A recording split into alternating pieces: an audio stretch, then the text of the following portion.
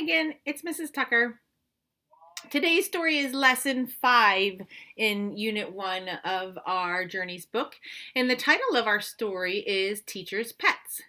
It's by Dale Ann Dodds, and it's illustrated by Marilyn Hafner. And so over here, we're going to meet the author, Dale Ann Dodds. It says, Dale Ann Dodds received a very special honor in 2007. Her book, Teacher's Pets, was read to hundreds of kids on the lawn of the White House during the annual Easter egg roll. And if we meet the illustrator, Marilyn Hafner, it says, readers of Ladybug magazine know 2 characters created by Marilyn Hafner, Molly and her cat, Emmett. For fun, Ms. Hafner designs rubber stamps, usually with kids or animals on them. So this story is a story that does have drawings instead of real photographs. And so we're going to talk about why that is. We have the genre of our story. And remember, that means the type of story that we're reading. And so the genre of this story is realistic fiction. And if you think way back at the beginning when we first started reading, our story Henry and Mudge was also a realistic fiction story. So let's remember that realistic fiction, there's the word real, which means, real. And then there's the word fiction, which means fake. So it's a real, fake story. So realistic fiction is a kind of story that could really happen, but it is still a make-believe story. And as we read, we're going to look for characters who act like real people, a setting that could be a real place, and story events that really could happen to you. Now, you'll notice in this story there is a character who has a name of a real person that we all know. So I'll point that out as we go along. Anyways, our essential question for this story is, how is a school like a community? So we'll think a little bit about that and talk a little bit more about that throughout the next few days as we read through our story. Good morning, class. My name is Miss Fry. It's a character whose name is Miss Fry. Interesting. Boy says, cool. Monday was sharing day in Miss Fry's class. You may bring something special, said Miss Fry. May we share a pet? Winston asked. Yes, said Miss Fry, but just for the day. On Monday, Winston brought in his pet rooster. I call him Red. He eats corn and he crows. The neighbors say he crows too much. What a wonderful pet, said Miss Fry. We're happy he can visit us today. Winston's saying, cock-a-doodle-doo, and all the kids are answering, cock-a-doodle-doo. But that afternoon, after all the children had left, there was Red still sitting on his roost near Miss Fry's desk. She sprinkled corn in Red's dish, then locked the door and went to her quiet little house. On Tuesday, Winston told Miss Fry, the neighbors wonder if Red can stay at school for a while. Of course, said Miss Fry. How lucky for us. The next Monday was Patrick's turn. My tarantula's name is Vincent. He likes to eat bugs and hide inside my mother's slippers. What a wonderful pet, said Miss Fry. Don't forget to take Vincent home with you at the end of the day.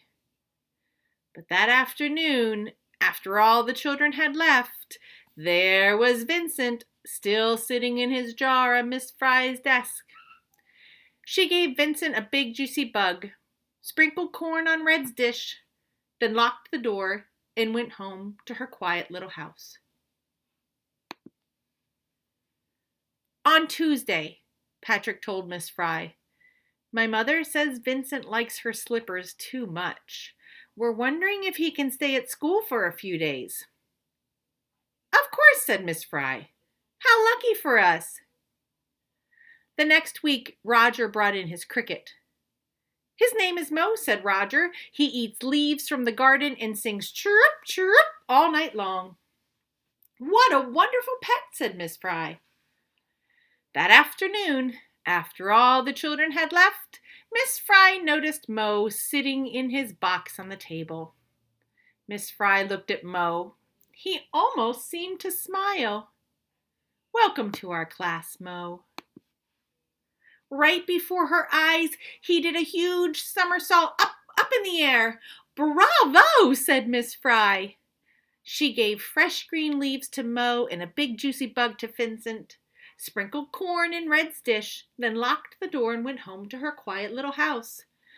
The next day, Roger said to Miss Fry, "My mother says Mo chirps too much."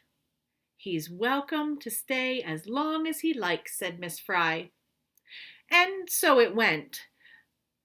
Aaliyah shared her pet goat named Gladys. It said "bah" and ate her sister's homework. Amanda shared her pet dachshund.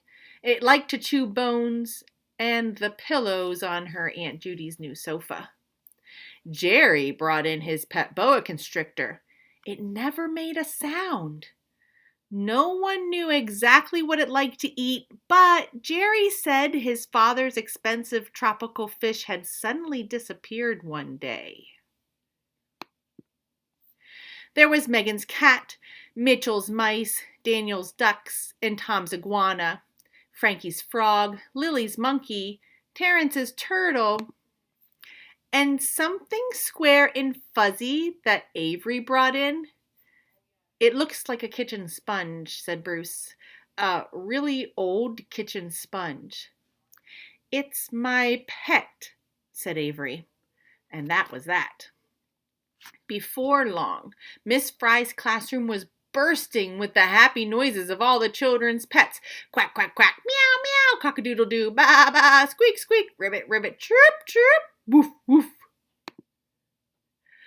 On Parents' Night, the mothers and fathers walked around the classroom with great big smiles on their faces. "Isn't it great," they said, "that Miss Fry loves pets so?" Only Roger's cricket sat quietly in his box. "You must miss your garden," Miss Fry said. "Chirp," said Mo softly. He crawled under one of his shiny green leaves. On the last day of school, Miss Fry's class had a party with balloons, hats, and ice cream cups. "Goodbye, children," Miss Fry sang out. "Have a nice summer, and don't forget to take home your pets."